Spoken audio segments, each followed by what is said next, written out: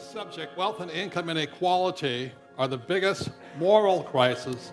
I'd also say it's a spiritual crisis in America today, all around the world.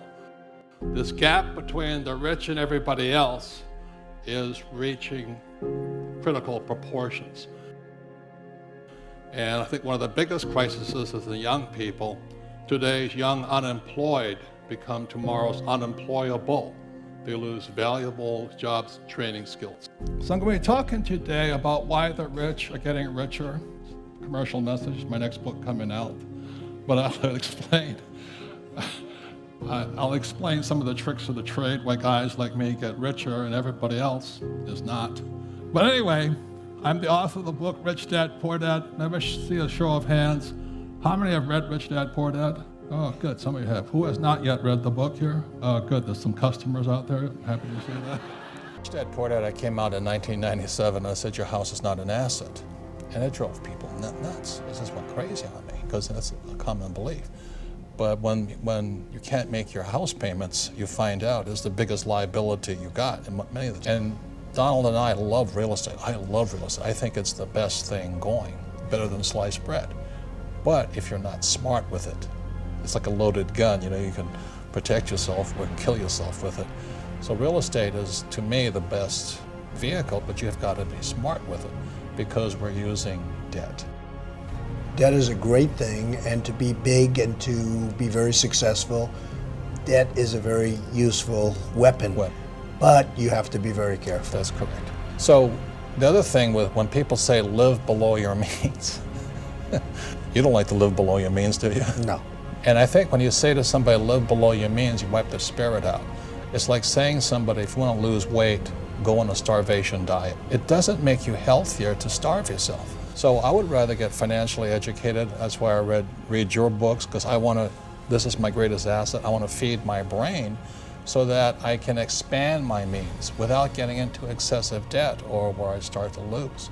Because debt, like I say, is a two-edged sword. But telling somebody to live below your means is almost inhumane. I never felt good doing it. I wanted to strive to do better every day. I want to do better every day. I liked a good life. What do you think about now? You know, I just think about the economy, business, world affairs. My job is to make complex financial systems simple enough so the average person can understand it. That is extremely difficult because most people are brainwashed when it comes to money. Go to school, get a job, work hard, pay your taxes, save money, get out of debt, buy a house, and invest in the stock market. Everybody who follows that program has been brainwashed. Americans believe the same thing. It's not just Romanians, worldwide. It's because of the system that controls the world economy. And guys like you can't even see it. You're thinking about money. I don't even care about money. I make a lot of money because I understand the system. I would never go to school, get a job, work hard, save money, get out of debt, buy a house, and invest in the stock market. I do everything exactly opposite. Well, everything is the opposite of what they're teaching you in school. I wouldn't go to school. I would study money. Understand that money is debt. And until you get out of debt, they're telling you to get out of money. 71, the US dollar became debt. The US dollar is the reserve currency of the world. I don't know if you know what that means. I'm trying to explain to you, when they tell you to get out of debt, that's stupid because the money is debt. I use debt as money. And everybody thinks getting in debt is bad. Well, who told you that? I think the stock market is for losers. Why would you put money in the stock market when it's manipulated? That's what I think about. So I'm always watching the manipulation going on behind the scenes. That's what my brain is focusing on all the time. And I don't pay taxes. The question is, how is it I don't pay taxes? And I can tell you. That's an important question. You think Donald Trump pays taxes? No, we don't pay taxes. That's the question. How is it we do that? I'm constantly thinking about how do I make money?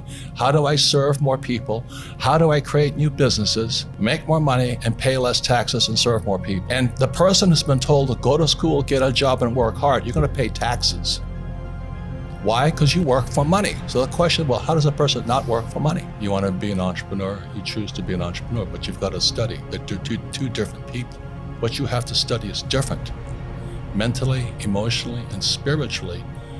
They're different people. An entrepreneur is extremely different than an employee, but it's a different study. The trouble is our school system trains us to be employees. Why would you save money when they're printing money, but you've been told to do? I questioned all that. Why would I save money? Do you know why they tell you to save money? Because it's the banks run the world. The rich run the world. They don't care if you're communist or capitalist.